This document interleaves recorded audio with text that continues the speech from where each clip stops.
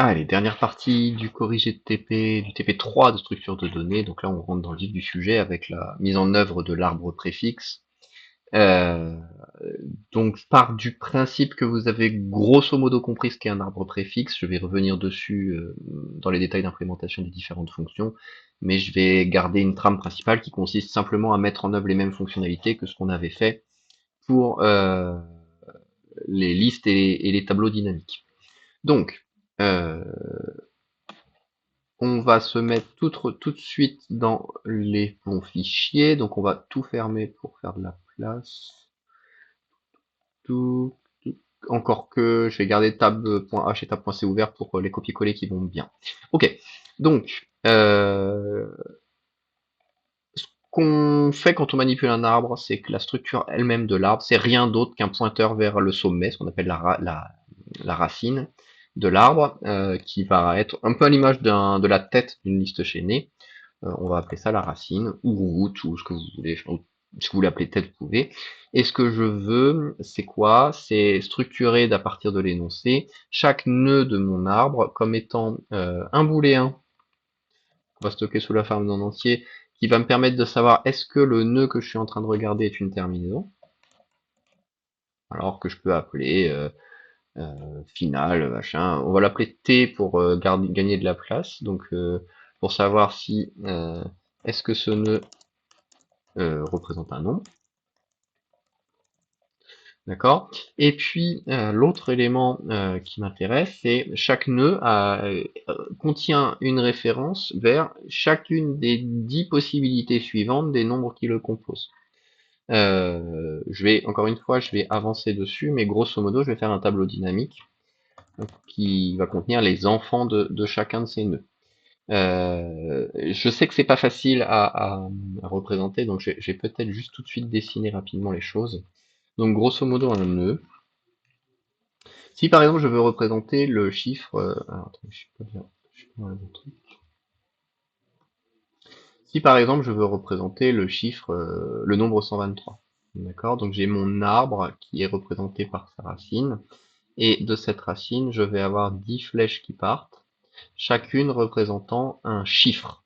Euh, d'accord? Donc la première chose c'est que je décompose mon nombre en 3 chiffres, 1, 2 et 3, et je vais stocker ce nombre en suivant successivement les nœuds qui représentent chacun des chiffres. Donc ma racine, je vais m'orienter vers le nœud qui correspond au chiffre 1, d'accord, sachant que ici j'ai le nœud qui correspond au chiffre 0 et ainsi de suite jusqu'au chiffre 9. Puis depuis ce nœud qui correspond au chiffre 20, j'ai également mes 10 enfants, correspondant également chacun à un chiffre, de 0 jusqu'à 9. D'accord? Moi, ce qui m'intéresse, c'est de m'orienter vers le chiffre qui correspond à 2. Ok? Chacun de cet enfant est à lui aussi 10 enfants, allant de 0 à 9, et ce qui m'intéresse, c'est de me connecter au chiffre qui correspond à 3.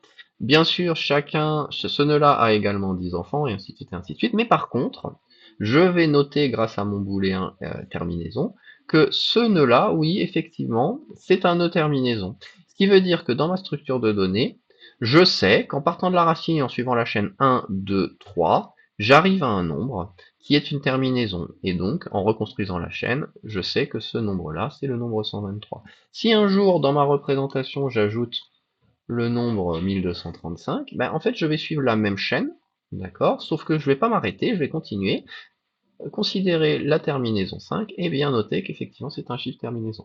Donc, j'aurai bien dans ma mémoire le fait que j'ai 1235 de mémoriser.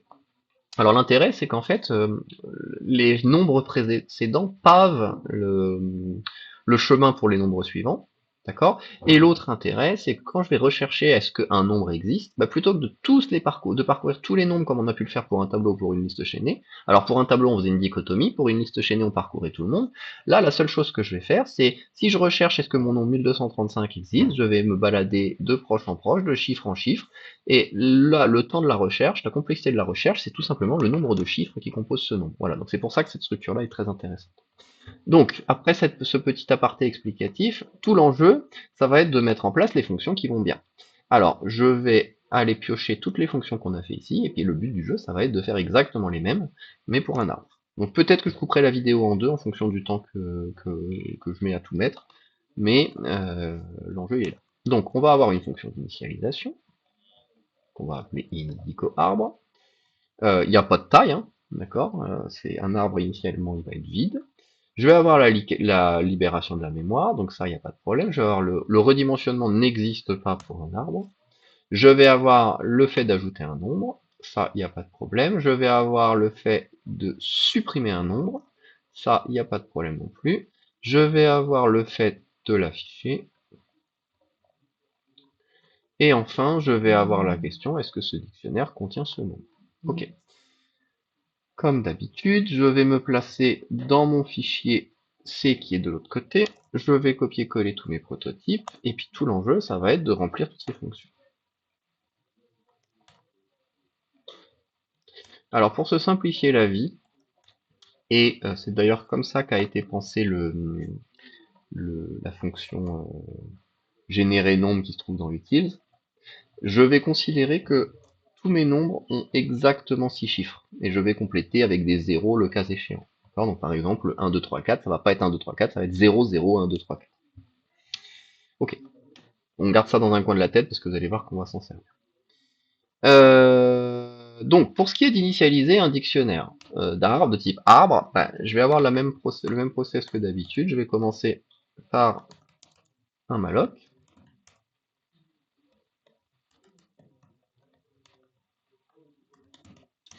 Et ce que j'ai envie de dire, c'est que ma racine, c'est un nœud que je vais initialiser comme étant entièrement vide. D'accord? Donc, ma racine, c'est un malloc.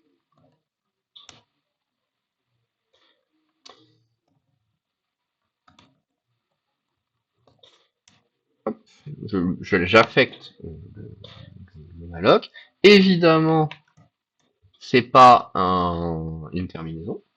Je vais pas l'appeler T, c'est pas très beau T, on va l'appeler final. Pas mal final. Évidemment, ce nœud-là n'est pas final. Et puis pour ce qui est des enfants qui le composent, on est reparti pour un malloc, parce que je dois allouer un tableau dynamique de 10 nœuds arbres étoiles. D'ailleurs, c'est pas un nœud arbre étoile qui m'intéresse, parce qu'un nœud arbre étoile, ça serait un tableau vers des enfants. Moi, ce que je veux, c'est un tableau qui contient des flèches vers des enfants. Alors, je suis désolé si ça pique un peu les yeux, mais je suis certain que vous êtes capable de comprendre ça. Ok, et puis ce que j'ai envie de faire, c'est que pour chacun de mes 10 enfants, alors par contre là, j'en ai 10, hein. Pour chacun de mes 10 enfants, je vais dire que le nœud qui est au bout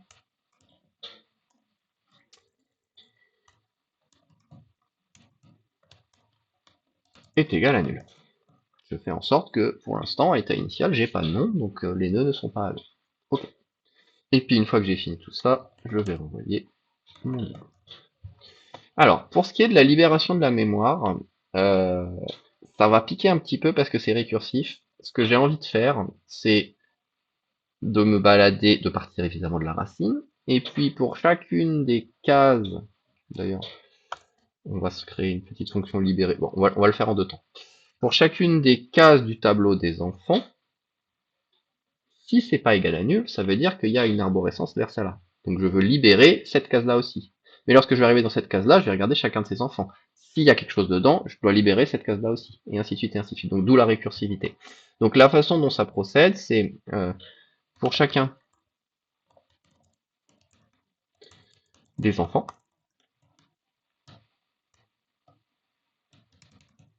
point racine, point enfant. Si cet enfant est différent de nul,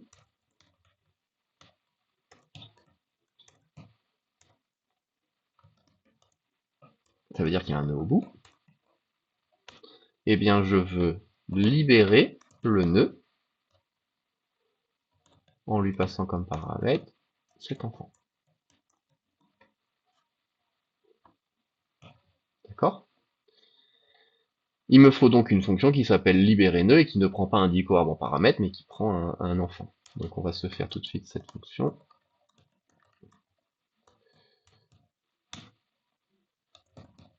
Hop. Et on va regarder après comment on s'y prend pour cette fonction. Et puis une fois que j'aurai libéré tous les enfants, d'accord, une fois que j'aurai parcouru mes 10 enfants, donc ça peut durer un moment parce que je vais empiler, hein, je pourrai libérer mon dictionnaire. Et avant ça, je pourrais même libérer mon tableau d'enfants.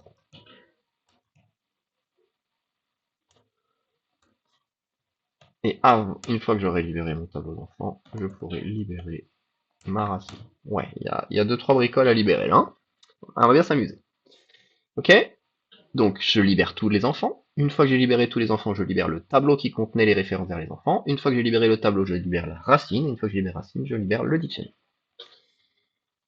Ça a l'air pas mal. Alors maintenant, il me reste à définir comment ça se passe pour libérer un enfant. En fait, pour libérer un enfant, je vais faire à peu près la même chose que pour libérer mon dictionnaire, sauf que ce que je veux libérer, c'est quoi? C'est les enfants de mon enfant. Ouais, on va pas l'appeler enfant parce que ça va être... On va l'appeler nœud. Ce que je veux libérer, c'est les enfants de mon nœud. Donc pour chaque enfant de mon nœud, je veux regarder s'il est différent de nul, et s'il est différent de nul, eh bien je le libère. D'accord? Et on voit bien apparaître la récursivité. Je vais parcourir pour chaque nœud ces 10 enfants. Pour chaque enfant qui est différent de nul, je vais libérer, je vais faire exactement la même chose. Je vais parcourir ces enfants, je vais parcourir ces enfants, je vais parcourir ces enfants. Une fois que j'ai fini, je suis arrivé au stade où mon nœud est libéré, donc je peux libérer les enfants de mon nœud, et je peux libérer mon nœud lui-même. Alors attention, quand je dis libérer les enfants de mon nœud, c'est libérer le tableau de pointeurs qui pointe vers les enfants de mon nœud. Ok, j'espère que vous suivez, c'est pas simple hein, la notion d'arbre. Mais on n'est pas trop mal. Par contre, je vais tout de suite faire avant d'oublier, j'ai fait une fonction qui s'appelle libérer nœud, qui prend en paramètre un nœud arbre étoile. Donc je le mets ici. Ok, donc la libération de la mémoire, c'est bon. Ajouter un nombre, c'est pas très compliqué. La première chose que je vais faire, c'est stocker ce nombre sous la forme d'un tableau de chiffres qui s'appelle, alors j'ai oublié, c'est décomposer, extraire. Faut que je fasse l'include de utils.h.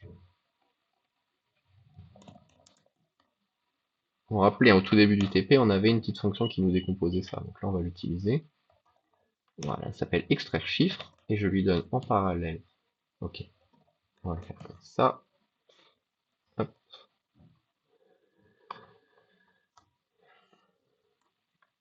Voilà. D'accord, donc maintenant dans chiffres, j'ai mon tableau de 6 chiffres. Et ce que je vais vouloir, c'est pour chacun de ces chiffres, avancer dans mon dictionnaire, allouer la mémoire si besoin, du nœud qui n'a pas encore été alloué. Et puis une fois que je suis arrivé au bout de ma chaîne, marquer le fait que le bout de ma chaîne est un nœud. Donc à quoi ça ressemble? Ça ressemble à un pointeur vers un nœud arbre que je vais appeler courant et que je vais dire comme étant ma racine. Donc c'est ma racine, c'est ça. D'accord? Et pour chacun de mes chiffres, je veux me déplacer d'un cran dans mon arbre. Donc je veux regarder, est-ce que l'enfant de... Alors c'est pas l'enfant de i, c'est l'enfant de chiffre de i. Est-ce que le chiffre au bout de la flèche du nœud sur lequel je me trouve est déjà alloué? Si il est égal à nul, ça veut dire si c'est pas encore alloué. Je veux faire mon allocation. Donc faire mon allocation, c'est faire ce que j'ai fait ici. Et en fait, on ne veut le faire que pour un nœud. Donc je veux renvoyer un nœud arbre étoile. On va faire une fonction init nœud. D'accord. Et cette fonction init nœud, qu'est-ce qu'elle va faire? Elle va faire son malloc. Nœud arbre étoile nœud égale un nœud arbre étoile malloc size of nœud arbre. Je fais mon allocation et puis ensuite je vais remplir son contenu en disant que il est pas final, d'accord, et que ses enfants sont un tableau d'éléments nuls. Et ça, je ne le fais bien sûr que lorsque c'est la première fois que j'arrive dans ce nœud-là. Donc, lorsque c'est la première fois que j'arrive dans ce nœud-là, d'accord, c'est le cas ici, je veux que courant, en fait, je veux que ce truc-là soit égal à init nœud. Donc, au bout de ma flèche, je réserve l'espace mémoire. Et une fois que j'ai fait ça,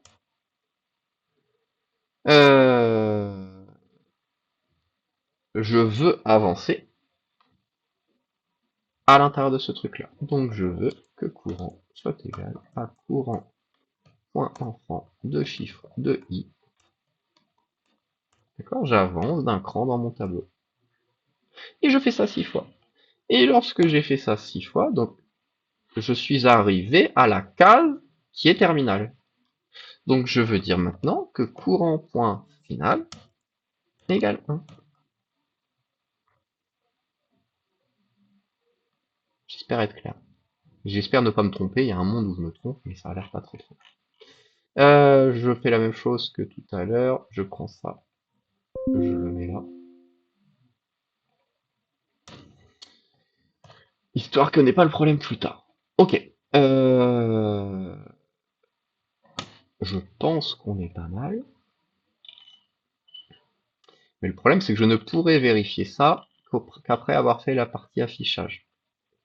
Donc, on va faire tout de suite la partie affichage. Alors, la partie affichage, je veux me déplacer. Alors, comment on va se faire ça? On va se le faire en récursif? On va se le faire en récursif. On va se faire une fonction afficher nœud qui prend en paramètre un nœud arbre étoile et qui, pour chaque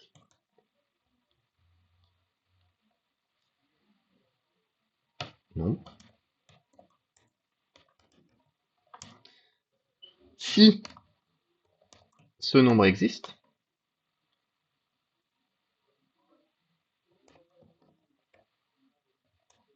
affiche le nœud.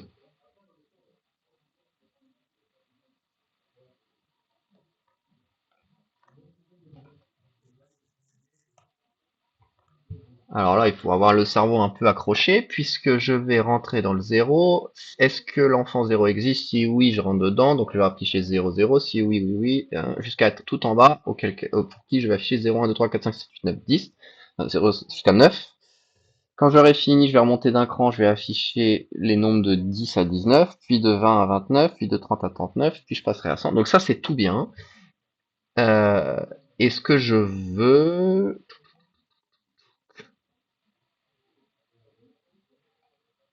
c'est...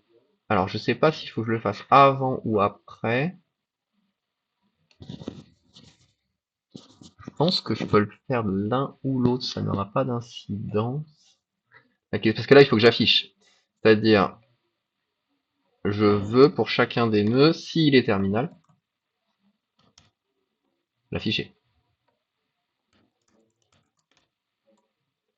On va essayer, de toute façon, je suis pas sûr de moi, hein. Je le fais un peu à l'aveugle. Ah oui, mais alors attention. Oh lolololo.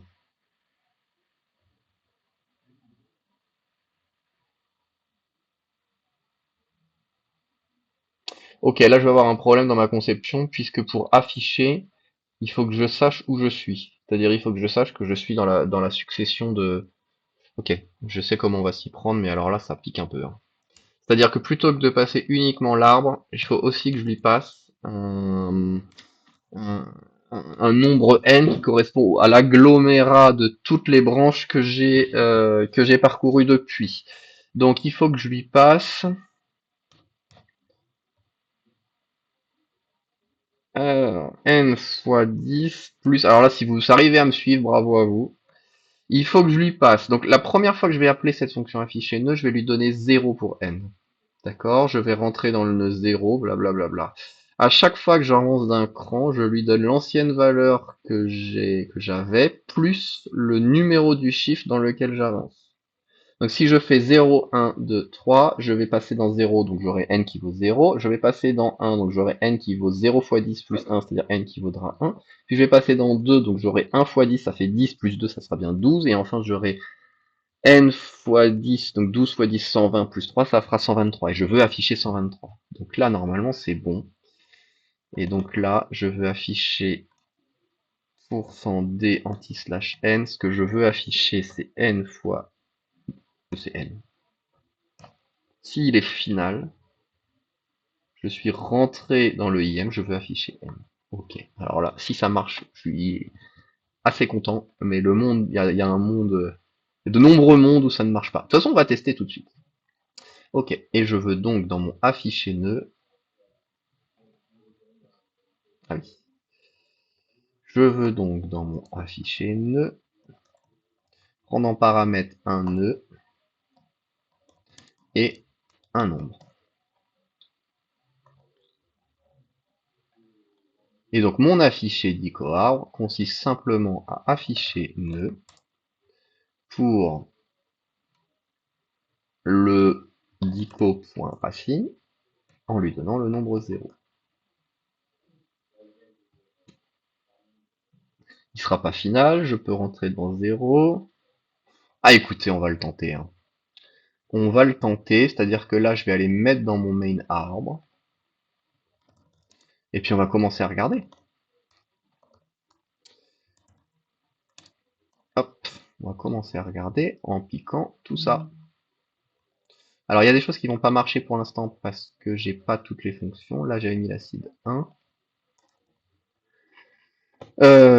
C'est pas dicolis, c'est dico arbre. C'est pas initlis, c'est inis dico arbre. Il n'y a pas de paramètres. Je peux ajouter des nombres et je veux afficher dico arbre en lui donnant dico. Je vais dégager tout ça parce que ça on n'en a pas besoin pour l'instant et je vais regarder est-ce que par miracle ça marche. Alors là, j'ai très peu d'espoir pour être honnête. On va déjà ah ben non, on va déjà commencer par débugger parce qu'il va y avoir des erreurs. Ok. Alors la même erreur que d'habitude, on a un std. Ok. Et maintenant on a des erreurs. Donc, c'est là où ça va piquer un petit peu. Unknown type nœud arbre, ce qui est normal puisque je veux des structs nœud arbre. Ça c'est un. Ça je sais faire. Ensuite, libérer nœud.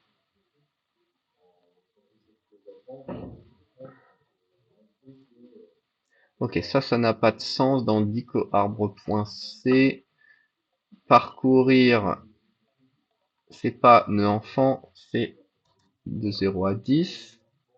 Et j'ai la même chose à la ligne 36, c'est pareil, c'est de 0 à 10, c'est pour chaque enfant. Ok, je compile, c'est plutôt une bonne nouvelle, et maintenant j'essaye d'exécuter, et normalement, ça va planter. Ok, la logique est respectée. Euh, Maintenant la question c'est qu'est-ce qui n'a pas marché? Donc on va regarder ça tranquillement, et on va afficher... on va regarder déjà est-ce qu'on arrive ici.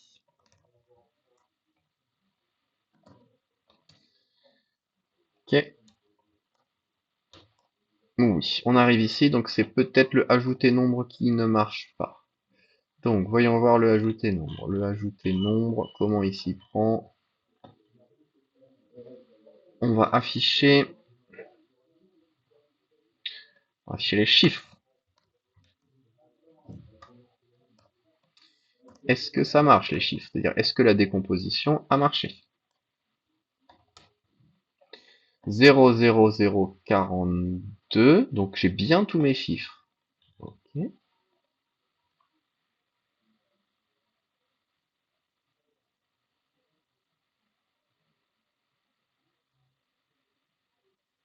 Alors, pourquoi ça marche pas? C'est l'affichage qui marche pas? Parce que là, j'ai l'impression que ça se passe plutôt bien. logiquement, c'est bien ça. Est-ce qu'il n'arrive pas ici? Ok, donc il n'arrive pas à sortir de la boucle. Très bien. Donc ça veut dire que mon erreur, elle est ici.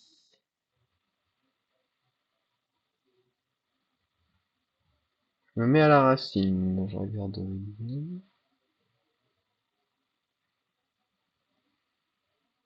Est-ce que là il y arrive?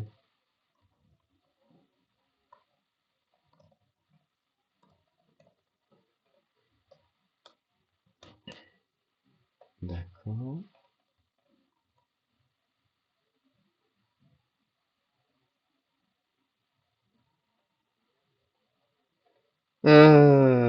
Je vais mettre pause et reprendre dès que j'ai trouvé. Ok, on est reparti. J'ai mis 5 bonnes minutes à trouver ce qui n'allait pas. Ce qui n'allait pas, c'était ça. C'est-à-dire que j'avais oublié de faire l'initialisation des enfants à nul, d'accord? Donc quand j'initialisais un nœud, c'était pas à nul. Et puis surtout, j'avais oublié de return dans ma fonction init nœud. Donc ça veut dire que quand je faisais l'ajout d'un nombre, lorsque je rentrais, oui, j'ai encore quelques débugages. Lorsque je rentrais dans mon if parce que le chiffre que je voulais ajouter n'était pas connu, eh bien au moment de faire l'initialisation, certes je faisais appel à la fonction initNow, mais il n'y avait pas le return, donc ce qui était stocké là, c'était pas défini. Moralité, l'arborescence ne se créait pas. C'est pour cette raison que ça marchait pas. Donc j'ai juste corrigé ça. D'accord, donc j'ai juste rajouté, vous pourrez regarder et comparer, hein, et j'ai juste rajouté ces 4 lignes. Oui, c'est 4 lignes, c'est-à-dire initialiser à nul tous les enfants et renvoyer ce que j'alloue comme mémoire. Et à l'exécution, j'ai bien mon truc qui s'est affiché. Donc je vais recompiler et réexécuter en ayant supprimé tous les affichages border, mais il m'en reste encore. J'ai encore un ici. J'ai vraiment fait 2-3 débugages. Et on est bien d'accord que j'ai ma fonction qui affiche mon arbre dans l'ordre croissant. Donc je suis très content de la récursivité puisqu'elle a fonctionné pratiquement du premier coup aux erreurs près. Je vais couper la vidéo puisque ça fait déjà 27 minutes et puis on corrige la suite ensemble juste après.